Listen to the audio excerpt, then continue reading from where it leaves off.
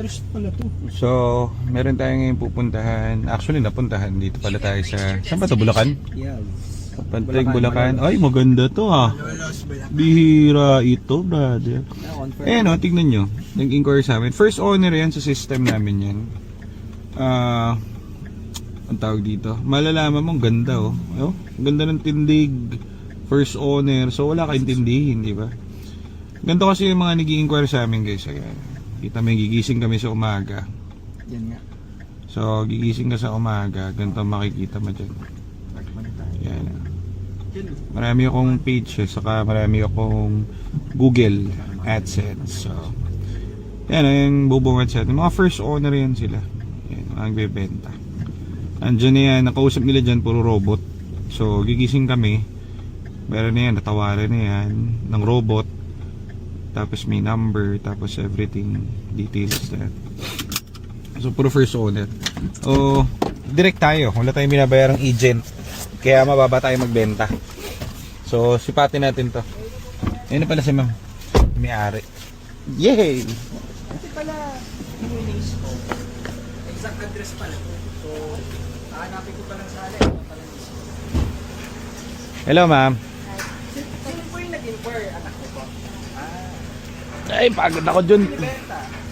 Ibig niya, hindi naman kami masyado magagamit. Kasi, ang bibilin ko talaga, maliit lang. Malit na kotse.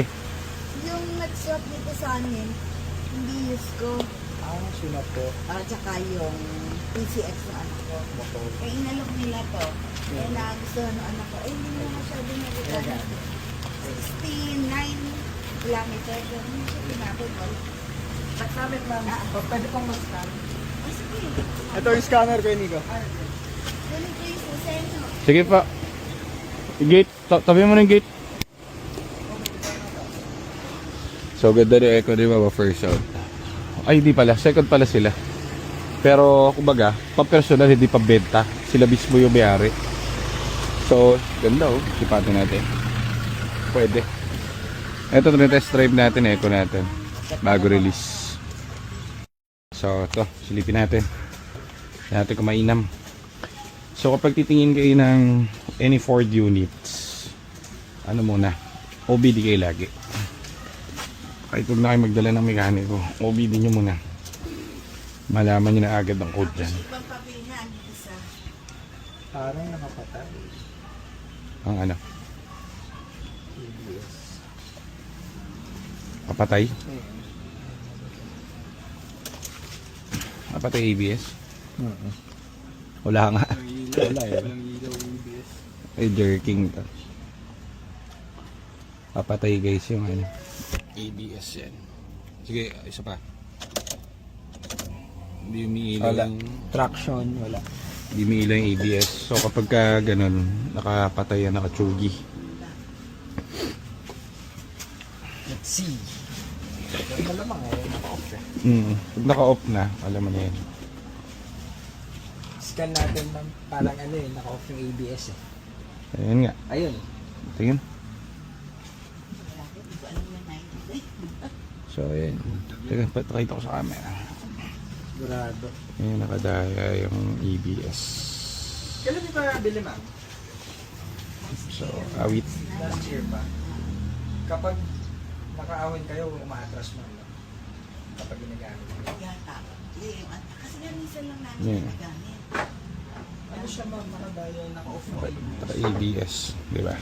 So yan, kita na agad natin. Sulyap na sulyap. So ito, di ba? Kasi kami, Pina-perfect natin yan. Wala kayo makikita ganyan sa atin. Nakita nga na yung gold card. puro Ford talaga. Anyways, yan ang kwenta.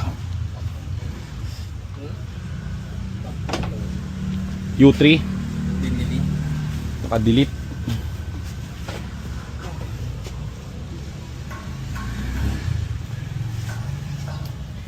Ano?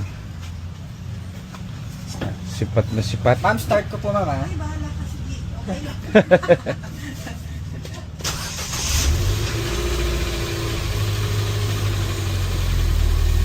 Pero green yung ano. Green lahat ng TCM and everything.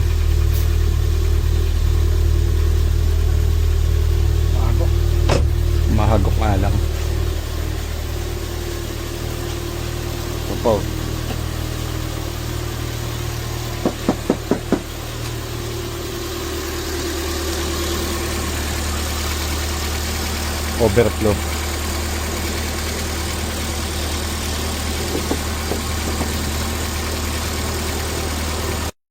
So ito guys, second owner kasi sila. So ano to, nabili rin nila pero hindi na ginagamit. Ngayon, kaya ako sinasabi sa inyo para alam nyo kung paano rin bumili ng tama, di ba? So napansin nyo, asan yung susi nito dyan? So ito, pagbukas pa lang natin, kita nyo wala namang gagawa na ganito na sa susi dyan, dito. Ito nakadaya ang ABS. So imagine kung mabili nyo to sa marketplace, kawawa kayo. Kasi bigla na lang itong titigil. Sige, start mo. Kapag hindi nyo alam. Kami yung unang-una naglabas ng ganitong video actually. Para, kasi nga, lahat ng unit, ng module ginagawa namin. Urong ka dyan ako. Pakita ko sa kanila. So ito bibilin pa lang namin tong kotse, di ba? So pansinin nyo to. Oh, walang ABS, walang hill assist, wala lahat. Nakapatay. So kami yung nag-expose ng ganito. So ina-expose namin sarili namin, kami yung buy and sell, 'di ba? So medyo weird, 'di ba?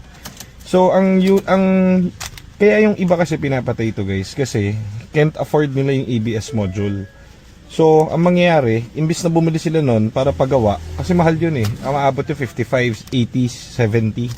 Yung module itself na yun, ang gagawin na lang nila is papatayin nila, dadayain nila rito. Kaso ang cons kasi nun, guys, kapag yun nakapatay, masisira ang trani nyo.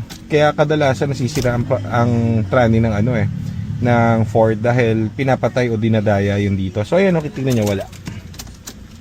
Kapatay, di ba? Doon pa lang kita mo na So iniscan na namin to. Nakalagay U3000.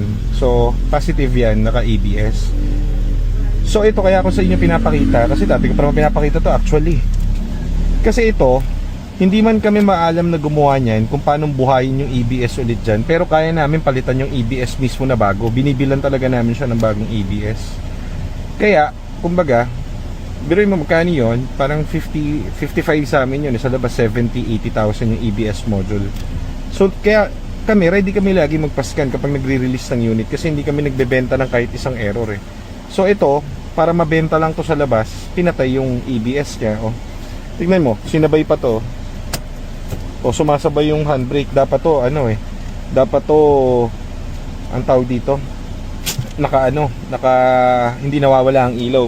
Pinawiringan dyan. Ba't namin alam? Kasi nakabili na kami ng ganitong unit. Kami nag-expose ng ganito, about sa mga ganito. Kaya dinumog kami dito nung nilabas ko yung video Ang daming nagpagawa ng ABS kasi napansin nila yung mga nabili nila sa labas na EcoSport, ganito rin ang sistema.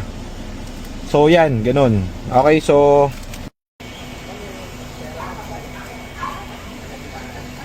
Andiyan cellphone mo? Dito. Kami na bahala dyan, ma'am. Kami na... Ano kukuhanin niyo susunod ng kotse? Item. I-10 na lang, mas maliit. May kausap na nga ako. At least malapit yung dito, Punilan. Matic. Ay, hindi yata. Hindi ko Manual. pa sure. Ay, hindi ko pa na-check. Kaya nga tinanong ko sa kanya magkano presyo para alam. I-10, anong year? Makikipag. 2008? daw.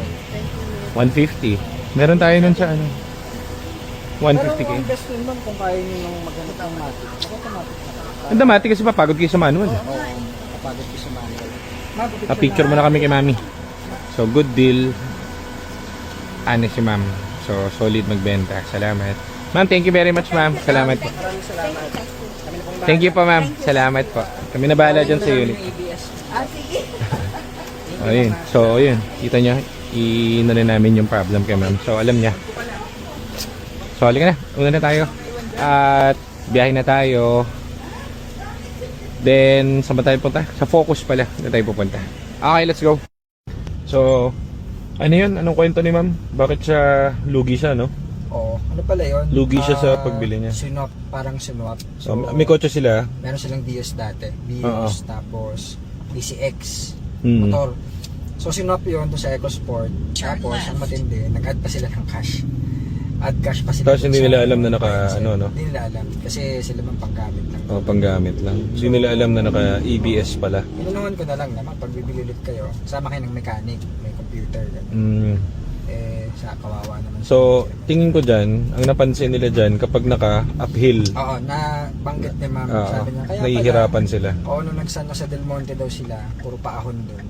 Umatras daw. Sabi niya, di ba pag matik, dapat di umatras. Oo, dinira nila. Akala niya normal lang, hindi pala, yun pala. Nalaman niya na, kaya pala. Oo. ABS pala yung issue. So, yun. So, loko-loko rin yung nagbenta. So, yun, ganun. Hindi kami nagbebenta ng ganun. Inaano talaga namin. Dinedeclare namin. Kagaya niyan, di ba nakita nyo paano kami bumili. Hindi namin tinatago yan. Kung makita nyo, pinapa-overhaul namin, pinapapalitan ng tranny. So, imagine niyo yung maliliit na bagay pa. Hindi pa namin na-vlog yun. Yung mga bolts, yung mga nuts, yung mga suspension and everything. Di ba? So, transparent kasi tayo dito eh. Foundation natin is honesty, pagmamahal at pag-ibig, guys.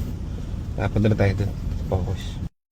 So, andito tayo ngayon sa bandang Esitex. So, itong unit na to, tapos nang i-refresh. Galing sa atin. So, eto kaya namin ginagamit. Actually, pagka pumapasok ako sa shop, guys, lagi ako sinusundo ni Aljon ibang EcoSport gamit kasi pinante-testing na namin siya. So, dual purpose. Ito yung nabili natin kanina. Isasabay na rin natin. Imbis na umuwi na si Aljon, ite-test drive na rin namin ngayon dun sa pupuntahan sa malayo, ano? Pampanga pa. So, i-stress test na rin to para lumabas sa lahat ng problem, para alam na namin yung gagawin sa pagdating na shop. Pero sigurado na yung ABS nito. So, titignan pa natin kung hanggang saan yung tranny nito, pati yung kung ano-ano pa. Kumbaga yung kung ano-ano pang code na lalabas, kailangan walang surprise yan. So, 2 unit dala natin. So, tara. Bili muna tayo ng bala natin at malayo ang biyahe dyan. Tara dyan, bili tayo. Ano gusto mo dyan? Ha? Lalaki? Ayaw mo, no? Pagkain. Dito, bili tayo. Ano gusto mo?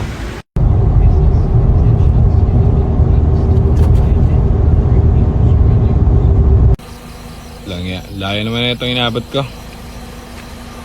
Parang ghost town, no? Si Aljon, antay ko eh. Walang taong dumadaan. Scary shit!